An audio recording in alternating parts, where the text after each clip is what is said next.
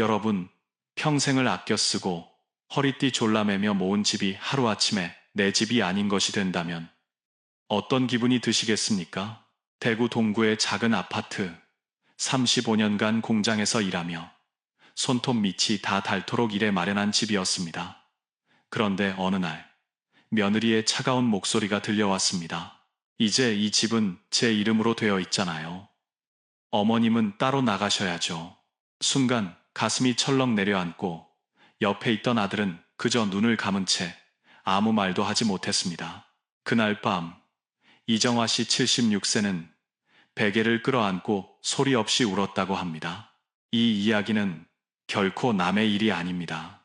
수원에 사는 81세 김영호 씨는 세 자녀에게 상가와 땅을 나눠준 뒤 심장마비로 쓰러졌지만 바쁘다는 핑계 속에 병실로 찾아온 자식은 단 한 명도 없었습니다. 대전의 한 어머니는 평생 모은 예금을 딸에게 증여했지만 딸은 그 돈으로 외제차를 사고 해외여행을 다녀왔습니다. 정작 엄마가 병원비가 부족하다고 하자 돌아온 말은 엄마도 아직 적금 있잖아요 였습니다. 왜 부모가 재산을 자식에게 준 순간 따뜻한 사랑은 사라지고 차가운 계산만 남게 되는 걸까요? 문제는 단순히 자식에게 있는 것이 아닙니다. 재산을 쉽게 넘겨주는 순간 부모는 권리를 잃고 자식은 책임을 잊어버린다는 무서운 진실이 숨어 있습니다. 오늘 이 영상에서 우리는 그 숨겨진 진실을 낱낱이 파헤칠 것입니다. 그리고 한 가지 분명히 말씀드립니다. 노후를 지키는 유일한 원칙은 바로 이것입니다. 사랑은 주되 주도권은 절대 내주지 않는다. 마지막까지 시청하신다면 두려움 대신 당당한 노후를 설계하는 방법을 분명히 알게 될 것입니다. 이 영상이 마음에 와 닿는다면 끝까지 함께 해주시고 구독과 좋아요로 지혜를 나누어 주신다면 큰 힘이 될 것입니다. 이정화 씨 76세는 대구 동구의 오래된 아파트에서 평생을 살아왔습니다. 그 아파트는 단순한 주거 공간이 아니라 그녀의 청춘과 눈물, 그리고 가정의 희로애락이 깃든 삶의 무대였습니다. 남편과 함께 젊은 시절 공장에서 밤낮 없이 일하며 손에 굳은 살이 밝히고 허리가 굽도록 모은 돈으로 어렵게 장만한 집이었습니다. 추운 겨울, 남편이 새벽에 출근할 때마다 조금만 더 참으면 우리 집이 생긴다는 희망으로 버틴 결과였습니다. 그러나 세월이 흘러 남편은 세상을 떠났고 정화 씨는 홀로 아들을 키우며 살아왔습니다. 아들이 결혼하면서 노후에 외롭지 않으리라는 기대를 품고 아파트의 명의를 아들 부부에게 넘겨주었습니다. 그 순간만 해도 이제는 자식이 나를 지켜주겠지라는 안도감이 있었습니다. 하지만 그 믿음은 잔인하게 무너졌습니다. 어느 날 며느리의 입에서 나온 한마디가 그녀의 인생을 송두리째 흔들었습니다. 이제 이 집은 제 이름으로 되어 있으니까 어머님은 따로 나가셔야 해요. 정화 씨는 순간 숨이 막히는 듯한 충격을 받았습니다. 더 아픈 건 바로 옆에 있던 아들의 태도였습니다. 그토록 사랑으로 키운 아들은 어머니를 바라보지 못한 채 그저 고개를 숙이고 아무 말도 하지 않았습니다. 침묵은 동의와 다르지 않았습니다. 그날 밤 정화 씨는 눈을 감을 수 없었습니다. 낡은 베개를 끌어안고 소리 죽여 울면서 평생을 바쳐 지켜온 집과 가족이 한순간에 자신을 외면한다는 사실을 받아들일 수 없었습니다. 내가 왜 이 집을 그렇게 쉽게 넘겨주었을까? 내 아들은 왜 단 한마디도 하지 못했을까? 라는 질문이 머릿속에서 떠나지 않았습니다. 이것은 단지 한 가정의 이야기가 아닙니다. 지금 이 순간에도 전국 곳곳에서 수많은 부모들이 같은 상처를 겪고 있습니다. 한국보건사회연구원의 2023년 노인 실태 조사에 따르면 65세 이상 노인 중 자녀와 함께 사는 비율은 2010년 30%에서 불과 10여 년 만에 10%대로 급격히 줄었습니다. 숫자만 봐도 알 수 있듯 부모와 자식이 한 집에 살며 의지하는 전통적인 생활 방식은 빠르게 사라지고 있습니다. 더 심각한 건 단순히 함께 살지 않는 것을 넘어 재산을 미리 물려준 부모들이 자녀와의 관계가 오히려 멀어졌다고 호소하는 사례가 폭발적으로 늘고 있다는 점입니다. 상담 현장에는 이런 하소연이 가득합니다. 명의만 바꿔줬을 뿐인데 이제 나는 내 집에서 살 자격조차 없는 사람이 되어버렸다. 통장을 넘겨줬더니 내가 돈을 쓸 때마다 눈치를 보게 된다. 정화 씨의 이야기는 바로 이러한 현실을 압축적으로 보여줍니다. 부모가 재산을 넘겨주는 순간 자식에게는 권리만 남고 의무는 사라집니다. 부모가 평생 쌓아온 신뢰와 기대는 차가운 계산 앞에 무너지고 맙니다. 여기서부터 우리가 반드시 짚고 넘어가야 할 첫 번째 진실이 시작됩니다. 재산을 넘겨주는 순간 부모는 법적으로도 심리적으로도 주도권을 잃는다. 이 냉혹한 진실을 모른 채 살아간다면 정화 씨와 같은 고통은 언제든 우리에게도 찾아올 수 있습니다. 이정화 씨는 아파트에서 쫓겨난 충격 이후 건강이 급속도로 나빠졌습니다. 불면증과 우울감이 이어지더니 어느 날 갑자기 가슴이 답답해지며 쓰러져 응급실로 실려갔습니다.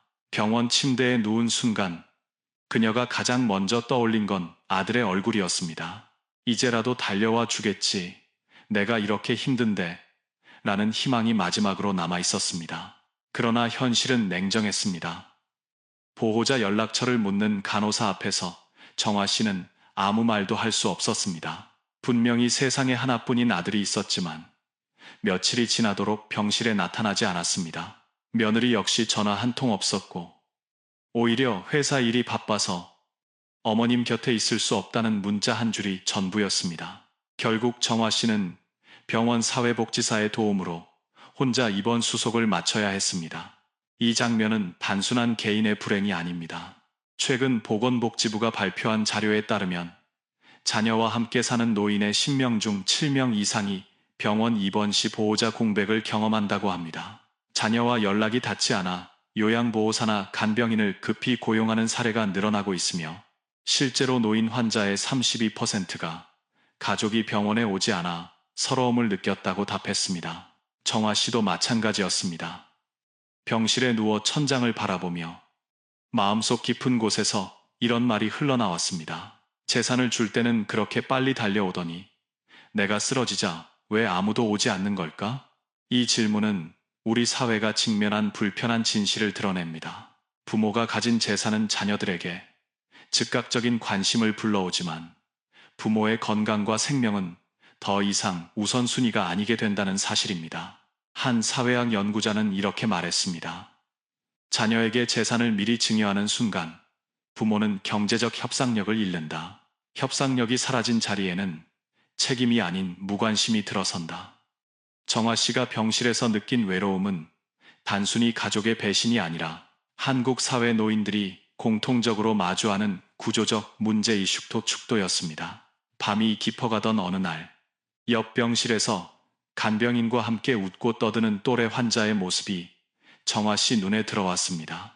그 환자는 아파트를 신탁으로 맡겨 생활비를 꾸준히 받으며 자녀에게 일정 조건을 지키도록 계약해 두었다고 했습니다.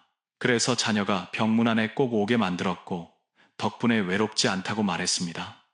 정화 씨는 그 이야기를 들으며 눈시울이 붉어졌습니다. 나는 왜 그런 준비를 하지 못했을까? 라는 후회가 밀려왔습니다. 병실의 적막은 단순한 고요가 아니었습니다. 그것은 부모가 재산을 넘겨주는 순간 잃어버린 관계의 끈, 그리고 외로움이라는 현실의 무게였습니다.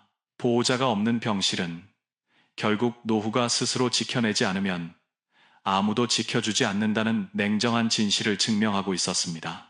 이제 우리는 여기서 두 번째 중요한 깨달음으로 나아가야 합니다. 부모가 스스로 주도권을 잃는 순간 자녀의 효도는 선택이 아니라 의무에서 제외된다. 그렇다면 어떻게 해야 이런 외로움과 배신을 피할 수 있을까요? 병실에서 퇴원한 이정화 씨는 집으로 돌아와 앉아있던 순간에도 여전히 마음이 무겁기만 했습니다. 아들을 향한 믿음은 흔들리고 며느리의 말은 귀에서 떠나지 않았습니다. 그럼에도 불구하고 속으로는 이렇게 되뇌었습니다. 그래도 내가 준 거잖아. 최소한 내 말은 들어야 하는 거 아닌가? 하지만 이 생각은 위험한 착각이었습니다. 한국의 법과 현실은 부모의 마음과 다르게 움직입니다.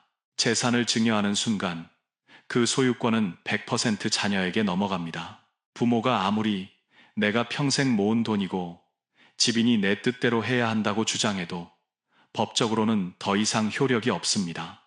실제 판례를 보면 그 냉정함이 더욱 선명해집니다. 몇 해 전 한 어머니가 아파트를 아들 명의로 바꿔주고 계속 그 집에서 거주했지만 아들이 갑자기 나가달라고 요구한 사건이 있었습니다. 어머니는 내가 키워준 아들인데 내 집이었는데 어떻게 나를 쫓아낼 수 있느냐고 항변했습니다. 그러나 법원은 아들의 손을 들어주었습니다. 거주권에 대한 명시적 합의가 없었기 때문에 소유자는 아들이며 그 권리를 행사할 수 있다는 판결이 내려진 것입니다. 이정화 씨도 같은 상황에 직면할 수 있었습니다. 아들의 이름으로 된 집에서 사는 순간 그녀는 손님과 다를 바 없었습니다. 언제든 나가라는 말 한마디로 삶의 터전이 흔들릴 수 있는 처지가 된 것입니다. 이 지점에서 중요한 깨달음이 있습니다. 부모 세대는 흔히 내가 준 거니까 자식이 당연히 내 뜻을 따라야 한다라고 생각합니다.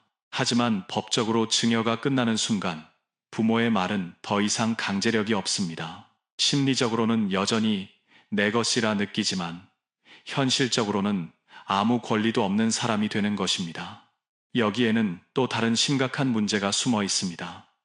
자녀의 마음속에서도 변화가 일어나기 때문입니다. 이미 내 이름으로 된 재산이니 부모님은 더 이상 주인이 아니다라는 인식이 자리 잡습니다. 부모가 요구하는 말은 부탁으로만 들리고 따르지 않아도 된다고 생각하기 시작합니다. 이 순간부터 효도는 선택사항이 되고 책임은 사라집니다. 사회학자들은 이 현상을 권리와 의무의 불균형이라고 부릅니다. 부모는 권리를 잃고 자녀는 의무를 버린 채 권리만 챙깁니다. 이 불균형이 바로 갈등의 시작입니다. 실제로 가족 상담 현장에서도 부모님이 증여한 뒤 자녀와의 대화가 줄어들었다. 예전에는 부탁하면 들어주던 일이 이제는 돈 문제 아니면 관심조차 두지 않는다는 증언이 쏟아지고 있습니다.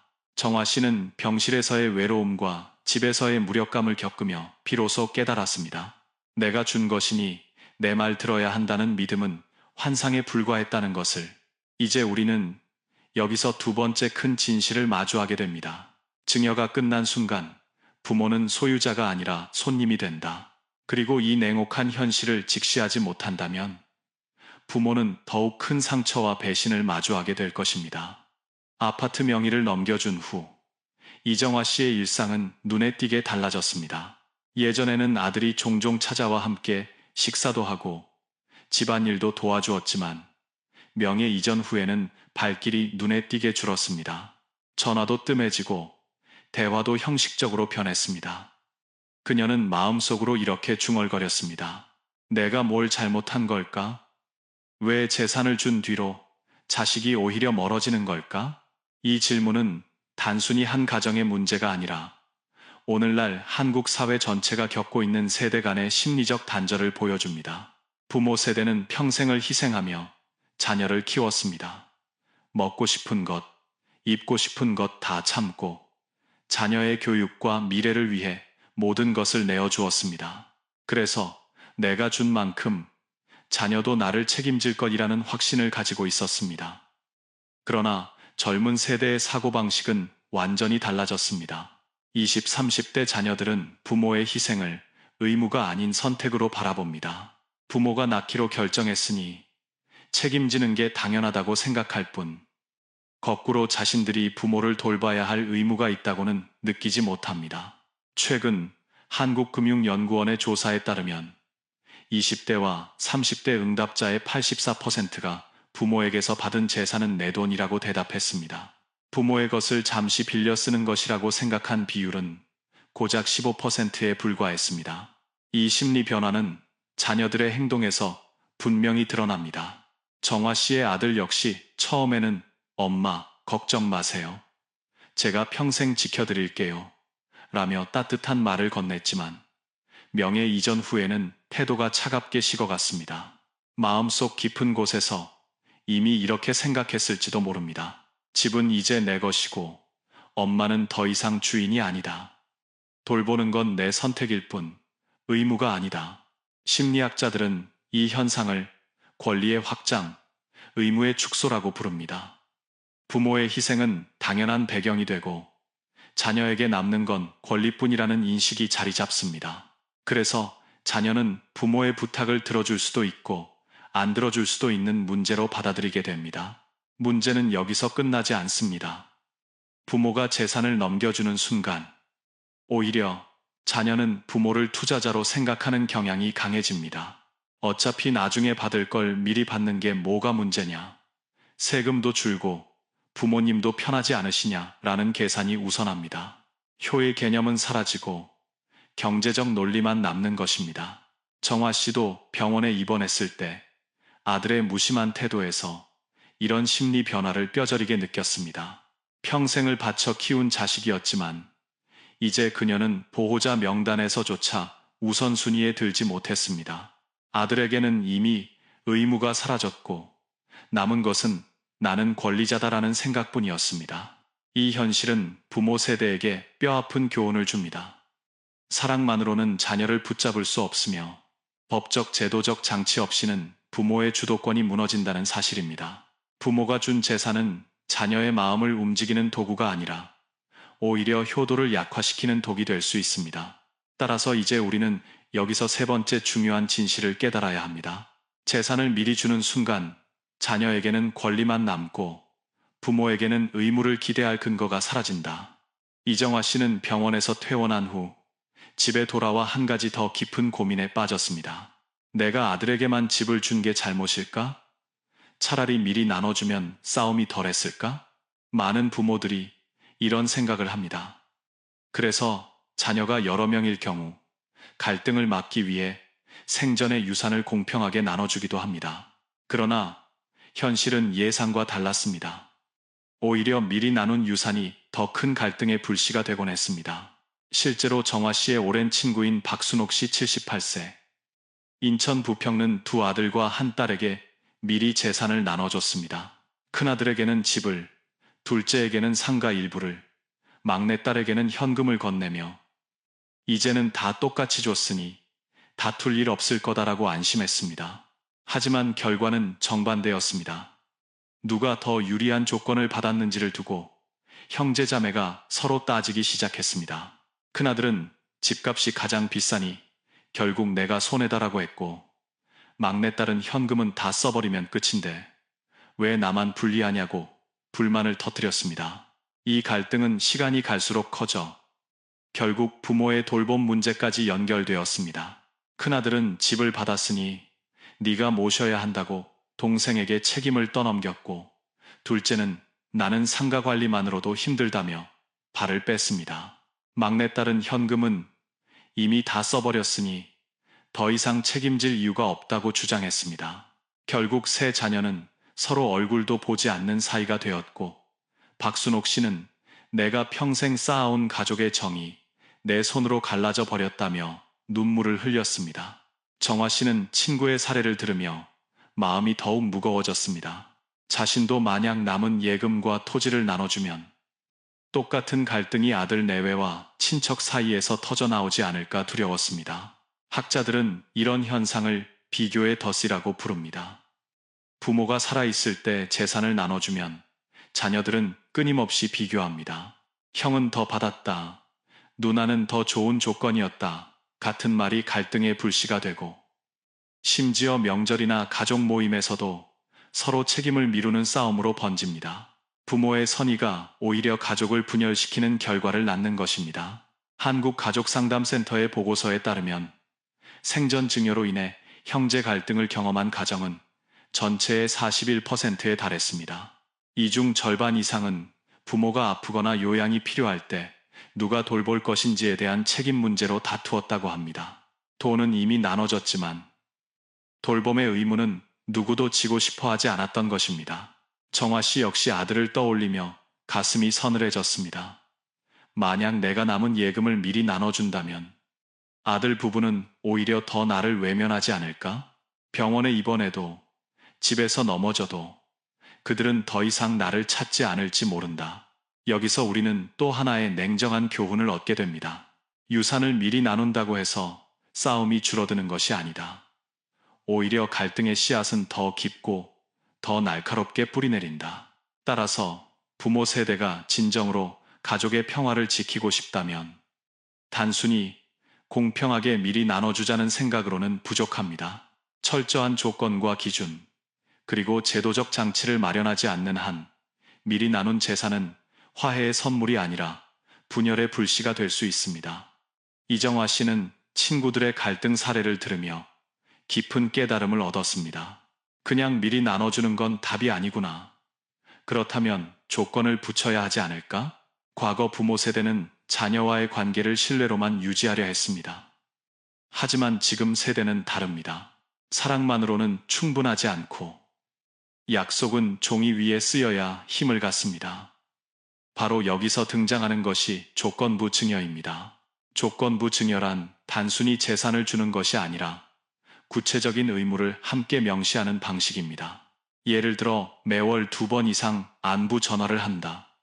병원 진료 시 반드시 동행한다. 명절에는 함께 식사한다. 분기마다 부모의 집을 방문한다. 같은 조건을 계약서에 적어두는 것입니다. 만약 자녀가 이를 지키지 않으면 증여를 취소하거나 조정할 수 있도록 합니다. 이정화 씨는 최근 대구 시내의 한 법무사 사무소를 찾아 상담을 받았습니다. 법무사는 이렇게 조언했습니다. 이제는 사랑도 계약이 필요합니다. 종이에 남기고 공증까지 해야 자녀도 책임감을 갖습니다. 실제로 조건부 증여 계약은 최근 몇 년 사이 크게 늘어났습니다. 서울의 한 변호사 사무소 통계에 따르면 2022년 대비 2023년 조건부 증여 계약 건수는 3배 이상 증가했습니다. 이는 부모 세대가 더 이상 단순한 희망이나 효심에 기대지 않고 법적 장치를 통해 자신의 노후를 지키려 한다는 증거입니다. 구체적인 사례를 보겠습니다. 인천에 사는 최명자 씨, 74세는 두 아들에게 각각 일정 금액의 현금을 증여했습니다.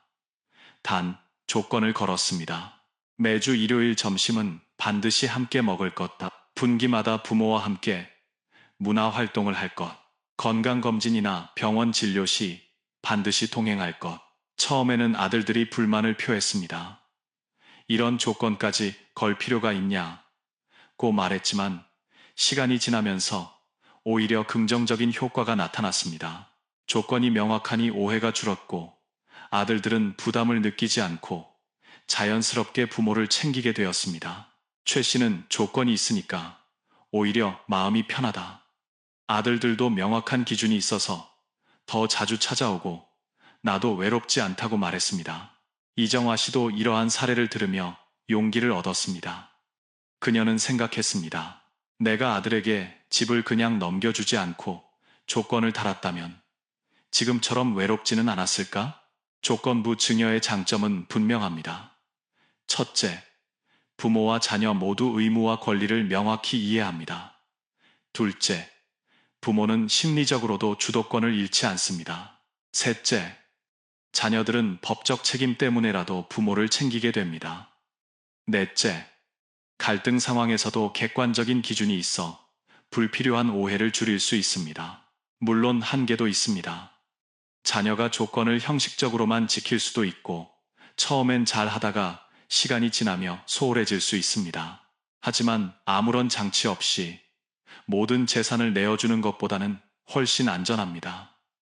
최소한 부모가 주도권을 쥐고 있다는 확신을 가지게 되는 것이 중요합니다. 정화 씨는 결국 결심했습니다. 남은 예금과 토지는 앞으로 무조건 조건부로만 증여하기로 말입니다. 사랑하는 마음은 여전하지만 이제는 사랑만으로는 부족하다. 계약이 있어야 자식도 진심을 행동으로 보여줄 수 있다. 이제 우리는 여기서 네 번째 교훈을 얻게 됩니다. 효도는 더 이상 막연한 믿음에 기대어서는 안 된다. 조건을 명확히 적고 계약으로 남길 때 비로소 지속될 수 있다. 조건부 증여에 대해 알게 된 뒤 이정화 씨는 한동안 마음이 놓였습니다. 그래, 이제는 내 돈을 그냥 주는 게 아니라 조건을 붙이면 되겠구나.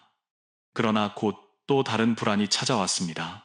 만약 자신이 치매에 걸리거나 몸이 더 약해져 계약을 지킬 수 없게 된다면 그때는 어떻게 될까요?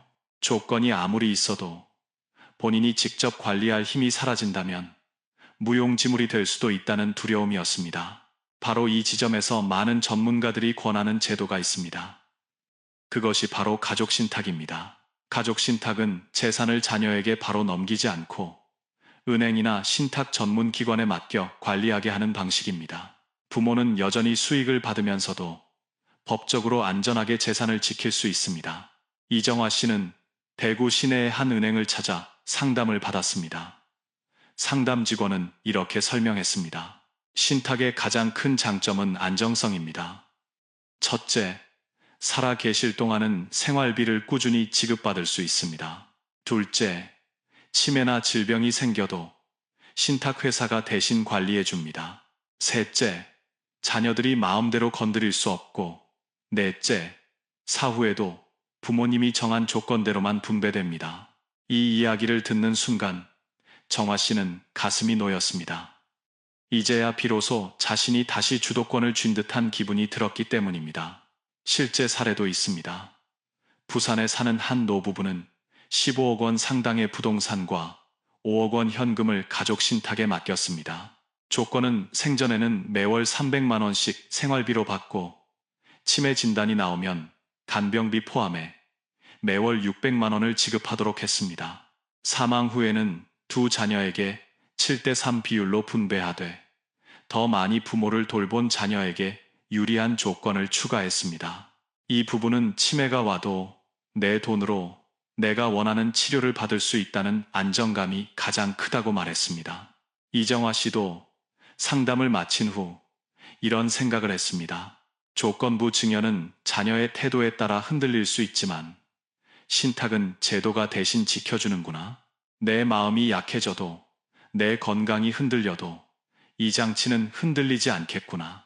가족 신탁의 또 다른 장점은 세금 문제에서도 드러납니다. 일반 증여보다 세금을 절약할 수 있는 구조가 많고 상속세 분쟁도 크게 줄어듭니다. 특히 은행에서 제공하는 신탁 상품은 맞춤형으로 설계할 수 있어 자녀 수, 재산의 종류, 돌봄 조건까지 세세하게 반영할 수 있습니다. 물론 비용이 전혀 없는 것은 아닙니다. 신탁을 설정할 때 몇백만 원의 초기 비용이 들고 매년 관리 수수료도 발생합니다. 하지만 노후를 지켜주는 보험료라 생각하면 결코 비싼 대가가 아닙니다. 오히려 자녀와의 갈등으로 인한 정신적, 경제적 손실을 생각하면 훨씬 값싼 선택일 수 있습니다. 이정화 씨는 은행을 나서며 스스로 다짐했습니다. 이제는 더 이상 눈치 보며 살지 않겠다. 내 돈, 내 집은 끝까지 내 손으로 지킨다. 그리고 나의 마지막까지 내가 정한 대로 쓰고 떠난다. 여기서 우리는 또 하나의 중요한 교훈을 얻게 됩니다. 사랑은 변할 수 있지만 제도는 변하지 않는다. 가족 신탁은 흔들리는 인간의 마음을 대신 지켜주는 든든한 장치다. 가족 신탁 상담을 받은 후 이정화 씨는 한층 마음이 놓였지만 여전히 남은 불안이 있었습니다. 내가 떠난 뒤 남은 재산은 어떻게 나눠져야 할까? 혹시 또 자식들끼리 싸우지는 않을까? 이 질문은 많은 부모들이 품는 걱정이기도 합니다. 평생 애써 모은 재산이 자식들을 갈라놓는 칼날이 되기를 바라는 부모는 아무도 없습니다. 그래서 최근 노인들 사이에서는 공증유언장이 새로운 해결책으로 떠오르고 있습니다. 유언장은 단순히 죽음을 앞두고 쓰는 종이가 아닙니다. 요즘은 살아있는 동안에도 자기 의지를 반영하고 상황이 바뀔 때마다 수정할 수 있는 강력한 도구로 자리 잡고 있습니다. 특히 공증유언장은 법적 효력이 명확해 자녀들이 이의를 제기하기 어렵습니다. 이정화 씨는 대구의 한 공증사무소를 직접 찾아가 상담을 받았습니다. 공증인은 이렇게 말했습니다. 어머니, 유언장은 더 이상 마지막 순간에 쓰는 게 아닙니다. 살아 계실 때 작성해 두셔야 합니다. 언제든 수정할 수 있고 자녀의 태도에 따라 상속 비율을 바꾸실 수도 있습니다. 그 말을 듣는 순간 정화 씨는 큰 위안을 느꼈습니다. 이제야 비로소 자신의 목소리를 끝까지 지킬 수 있다는 확신이 들었기 때문입니다. 공증유언장에는 단순히 재산 분배만이 아니라 다양한 내용을 포함할 수 있습니다. 아파트는 큰아들에게 60%, 예금은 손주 학자금으로 40% 배정, 장례 방시, 화장 후, 대구 선산의 안치, 병원 진료 시 연명 치료 여부에 대한 의사, 각 자녀에게 전하고 싶은 메시지. 이렇게 작성된 유언장은 부모의 마음을 가장 정확하게 담을 수 있는 문서가 됩니다. 실제로 서울의 한 70대 부부는 유언장에 이런 메시지를 적었습니다. 큰아들, 평생 우리를 돌봐줘서 고맙다. 그래서 집은 너에게 남긴다. 막내딸, 멀리 있어도 늘 마음으로 함께 해줘서 고맙다. 그래서 예금의 절반을 너에게 맡긴다.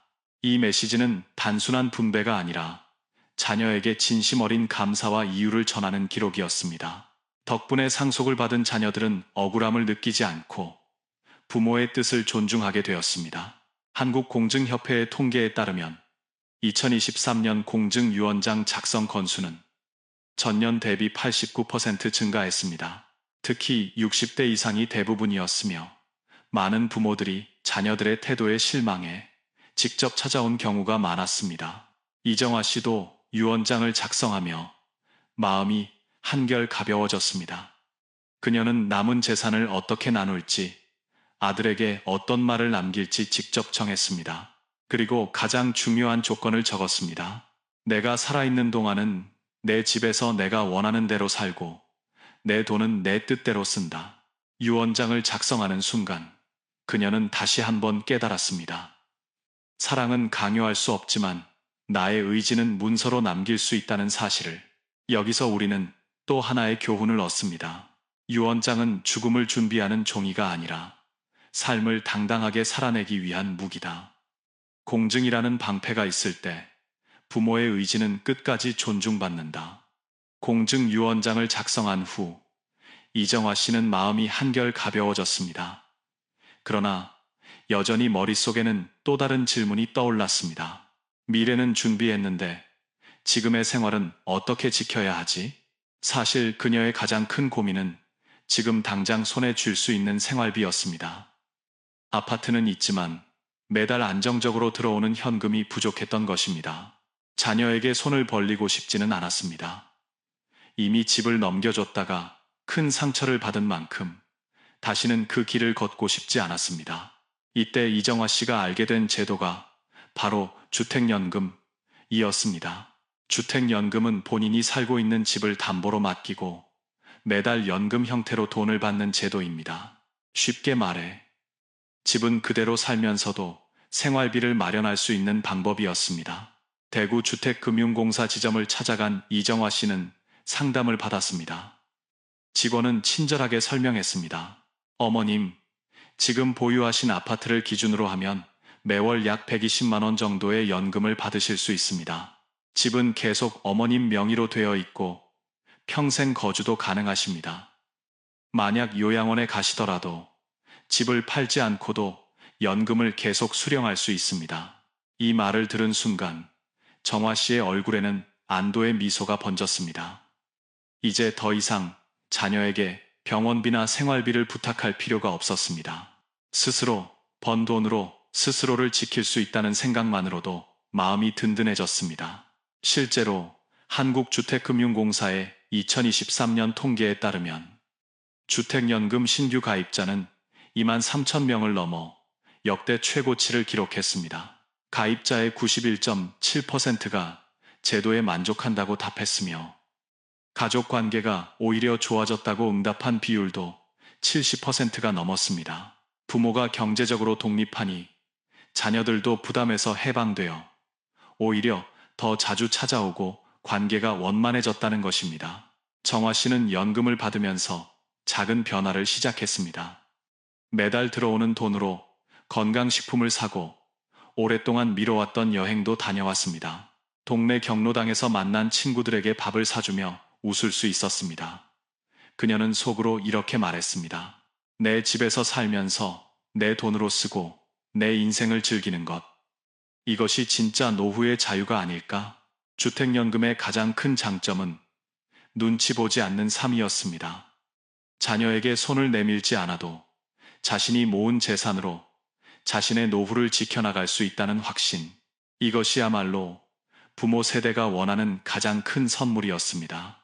물론 단점도 있습니다. 집값이 떨어지면 연금액이 줄어들 수 있고 집을 자녀에게 온전히 물려주기 어렵다는 점입니다. 하지만 정화 씨에게는 그보다 중요한 가치가 있었습니다. 내가 살아있는 동안 당당하게 내 돈으로 사는 것, 자식들 눈치 보지 않고 내가 원하는 것을 누리는 것. 이제 우리는 또 하나의 중요한 진실을 알게 됩니다. 자녀에게 집을 물려주는 것보다 내가 그 집으로 연금을 받아 내 삶을 지키는 것이 훨씬 현명할 수 있다. 주택연금으로 매달 생활비를 안정적으로 받게 된 이정화 씨는 한동안 마음이 놓였습니다. 그러나 속으로는 여전히 이런 걱정이 있었습니다. 혹시 내가 또 자식들에게 휘둘리게 된다면?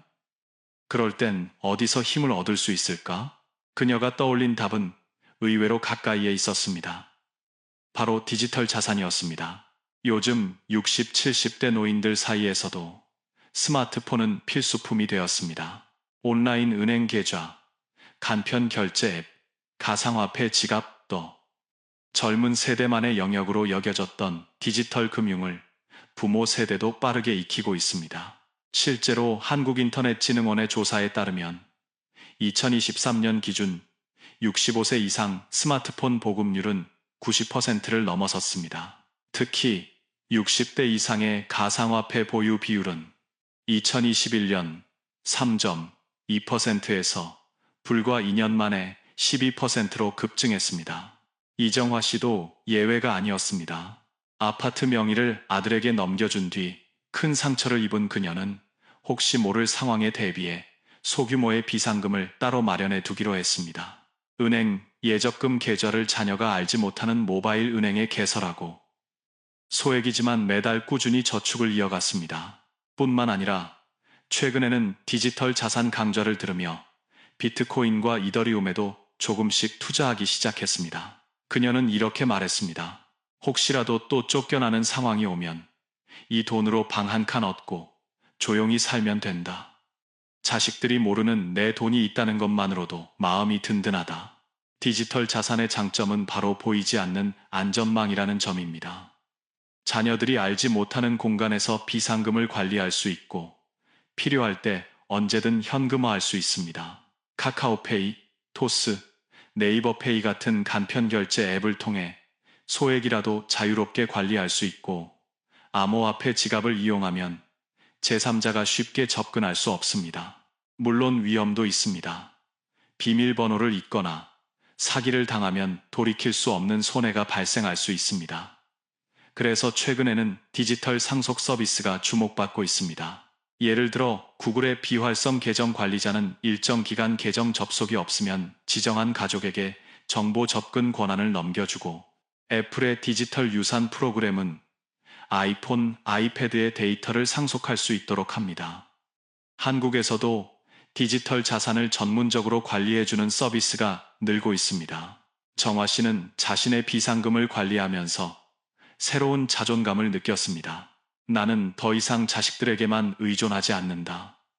내 삶의 마지막까지 내가 스스로를 지킬 힘이 있다. 이 경험은 그녀에게 큰 변화를 가져왔습니다.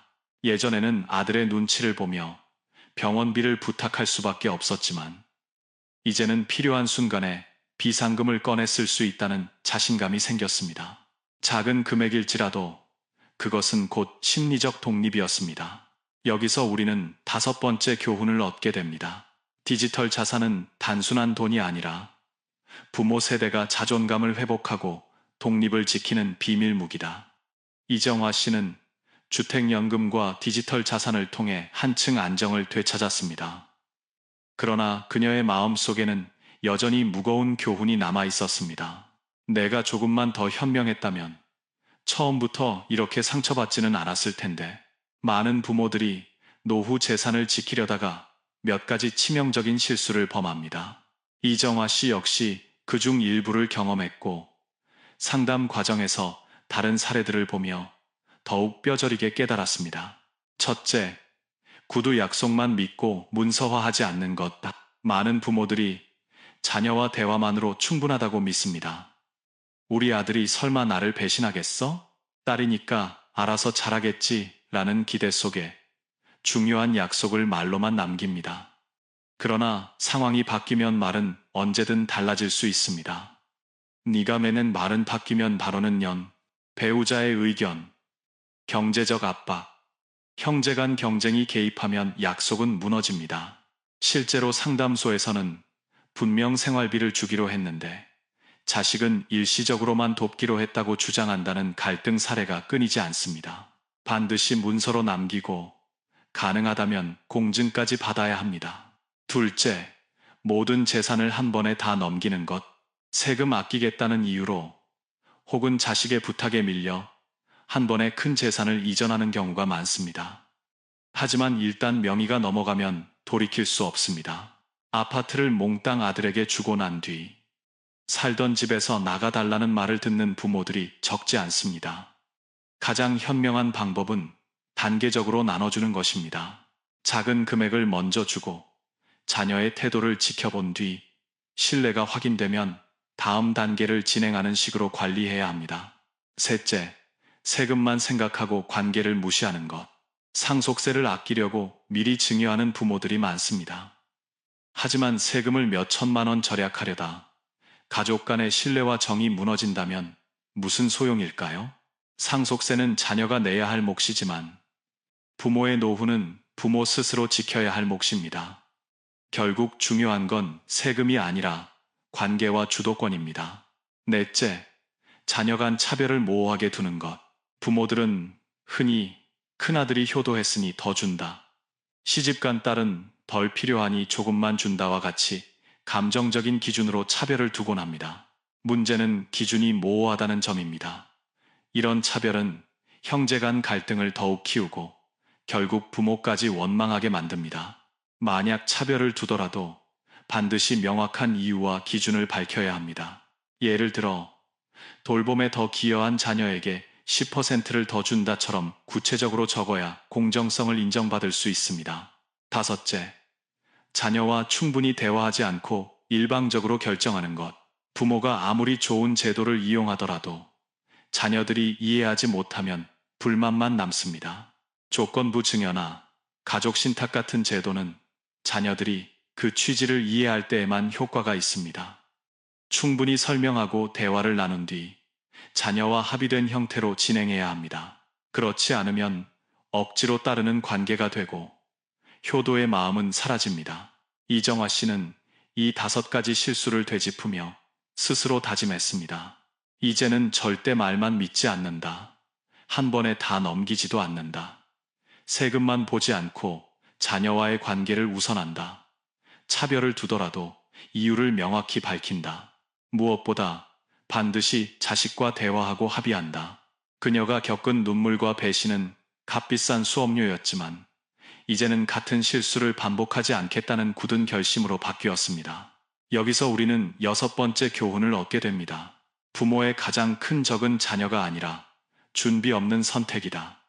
함정을 피할 때 노후는 지켜진다. 이정화 씨는 긴 여정을 돌아보며 한 가지 확실히 깨달았습니다.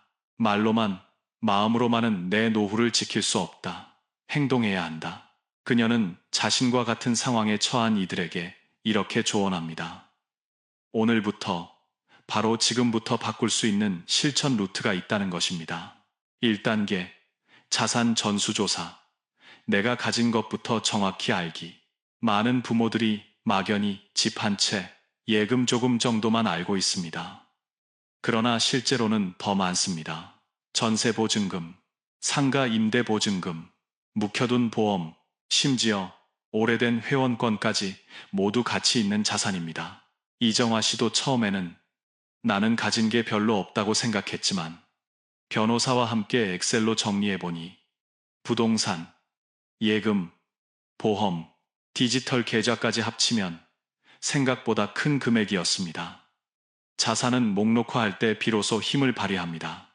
2단계, 조건부 증여 계약서 사랑에도 기준이 필요하다. 앞서 배운 대로 단순히 주지 말고 조건을 붙여야 합니다. 매월 안부 연락, 병원 동행, 명절 식사 같은 구체적이고 측정 가능한 조건을 명시하세요. 이정화 씨는 아들에게 앞으로 예금을 물려줄 때 반드시 돌봄 조건을 걸기로 했습니다. 그리고 법무사와 상담해 공증계약으로 남기려 합니다. 3단계 가족신탁 설정 제도가 지켜주는 방패 조건만으로는 부족할 때 신탁을 활용하는 것도 방법입니다. 생활비는 매달 꾸준히 받고 치매나 질병 때도 제도가 대신 관리해 줍니다. 자녀가 함부로 건드릴 수 없고 부모가 정한 조건에 따라서만 분배됩니다. 초기 비용이 들더라도 갈등으로 잃는 돈과 마음을 생각하면 훨씬 값싼 선택입니다. 4단계 공증 유언장 작성 내 목소리를 끝까지 지키기 유언장은 죽음을 준비하는 종이가 아니라 살아있는 동안 내 뜻을 분명히 하는 장치입니다. 재산 분배 비율뿐만 아니라 장례 방식, 의료 결정, 자녀에게 전하고 싶은 말까지 남길 수 있습니다. 상황이 바뀌면 언제든 수정 가능하다는 점이 가장 큰 장점입니다. 이정화 씨는 내 집은 내가 살고 내 돈은 내가 쓰며 떠난 뒤에는 내 의지대로 나눈다는 문구를 직접 유언장에 적어 넣었습니다. 5단계 주택연금과 디지털 자산 눈치 보지 않는 삶의 기반 집은 그대로 살면서 연금을 받고 스마트폰으로 소액이라도 비상금을 관리하세요. 자녀가 모르는 내 자산이 있다는 사실만으로도 마음은 든든해집니다. 주택연금으로 매월 생활비를 확보하고 디지털 자산으로 예기치 못한 위기에 대비한다면 자녀에게 의존하지 않고도 충분히 당당한 노후를 보낼 수 있습니다. 6단계 자녀와의 대화 사랑은 주되 주도권은 내주지 않기 무엇보다 중요한 건 자녀와의 대화입니다.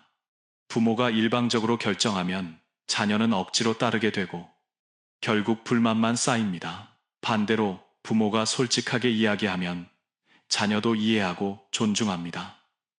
이정화 씨는 아들과 직접 마주 앉아 이렇게 말했습니다. 나는 너를 여전히 사랑한다. 하지만 내 노후는 내가 지켜야 한다. 그래서 조건을 붙이고 계약을 남기려 한다. 아들은 처음에는 놀랐지만 곧 어머니의 뜻을 이해하고 고개를 끄덕였습니다. 이 6단계는 단순한 절차가 아니라 부모 세대가 당당하게 자신의 삶을 지키는 길입니다. 마지막으로 이정화 씨는 이렇게 말합니다. 사랑이란 무조건 내어주는 게 아니다. 내 삶을 지키면서 자녀와 건강한 관계를 이어가는 것이다. 여기서 우리는 7번째 교훈을 얻게 됩니다. 노후를 지키는 길은 거창하지 않다. 오늘부터 작은 행동을 시작하는 것이 바로 최고의 보험이다. 최고의 보험이다. 최고의 보험이다. 최고의 보험이다. 최고의 보험이다. 최고의 보험이다.